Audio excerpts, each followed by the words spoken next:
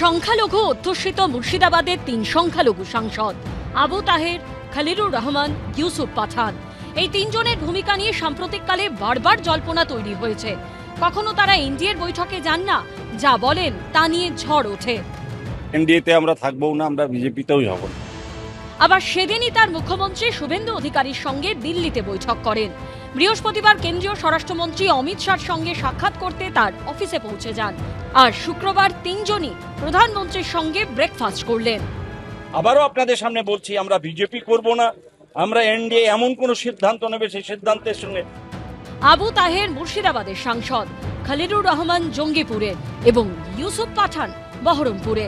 তাদের এই টানাপোড়েন কোনো বৈঠকে উপস্থিত হওয়া, কোনো বৈঠকে অনুপস্থিত থাকা, এসবের নেপথ্যে কি সংখ্যালঘু ভোটের সমীকরণ কাজ করছে? ওদের দুঃখ কষ্ট ব্যথা ওরাই বুঝবে, যে বিশ্বাসঘাতকতার ব্যথা আমি কি করে বুঝবো। এরকম পৃথিবীতে মির্জাফরেরও একটা ব্যথা ছিল, সেও মুর্শিদাবাদের লোক ছিল। শুক্রবার প্রধানমন্ত্রীর সঙ্গে ব্রেকফাস্টে তার হাতে কাঁথার চাদর ও কুর্তা পাজামা তুলে দেন কাকুলি ঘোষ দস্তিদার। সূত্রের খবর, এক মহিলা সাংসদ প্রধানমন্ত্রীর কাছে অভিযোগ জানিয়ে বলেন, তাদের লক্ষ্য করে ডিম ছোড়া হচ্ছে, তা বন্ধ হওয়া উচিত। বিজেন্দ্র সিংহ ও রোমা পালের রিপোর্ট, এবিপি আনন্দ। বৃহস্পতিবার সুপ্রিম কোর্টে সাময়িক স্বস্তি পেলেও শুক্রবার হাইকোর্টে ফের ধাক্কা খেলেন অভিষেক বন্দ্যোপাধ্যায়ের আত্মসহায়ক সুমিত রায়। রক্ষাকবচ চেয়ে তাঁর করা মামলার দ্রুত শুনানির আর্জি খারিজ করে দিলেন বিচারপতি সৌগত ভট্টাচার্য। রাজ্যের ক্ষমতা থেকে তৃণমূল চলে যাওয়ার পরই ডায়মন্ড হারবারের সাংসদ অভিষেক বন্দ্যোপাধ্যায়ের আত্মসহায়ক সুমিত রায়ের বিরুদ্ধে ভুরি ভুরি অভিযোগ সামনে এসেছে। রাজ্যের একাধিক থানায় দায়ের হয়েছে এফআইআর। তার মধ্যে রয়েছে আমফানের ত্রাণ দুর্নীতি, সেবাশ্রয় প্রকল্পে দুর্নীতি, ভুল চিকিৎসায় পা বাদের অভিযোগ, কৈলানের রিসর্টে তোলাবাজি, মাটি চুরি, জমি দুর্নীতি, চাকরি দেওয়ার নামে প্রতারণার মতো সব অভিযোগ। এর মধ্যে প্রায় সব মামলাতেই সুমিত রায়ের বিরুদ্ধে জামিন অযোগ্য ধারায় অভিযোগ দায়ের হয়েছে।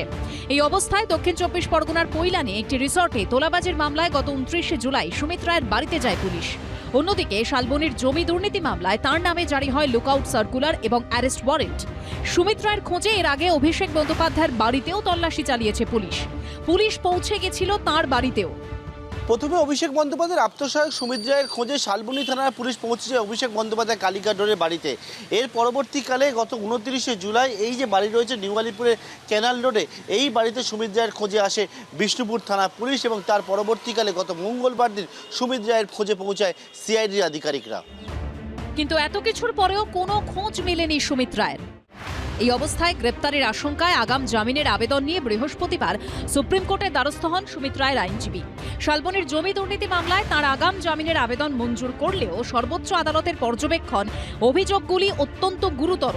আমরা দেখতে চাই এটা শুধুমাত্র হিমশৈলের চূড়া কিনা।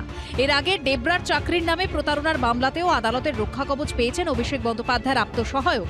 কিন্তু বাকি মামলাগুলোর ক্ষেত্রে রক্ষাকবচ চেয়ে এদিন হাইকোর্টের দ্বারস্থ হয়েছিলেন সুমিত রায়। আদালতের দৃষ্টি আকর্ষণ করার পাশাপাশি রক্ষাকবচ চেয়ে আবেদনের দ্রুত শুনানির আর্জি জানান সুমিত রায়ের আইনজীবী। কিন্তু সেই আবেদন খারিজ করে দেন বিচারপতি সৌগত ভট্টাচার্য। বৃহস্পতিবারই সুমিত রায়কে তদন্তের সহযোগিতা করার নির্দেশ দিয়েছে সুপ্রিম কোর্ট।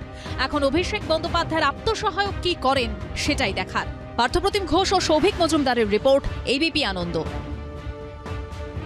এবিপি আনন্দ, এগিয়ে থাকে, এগিয়ে রাখে।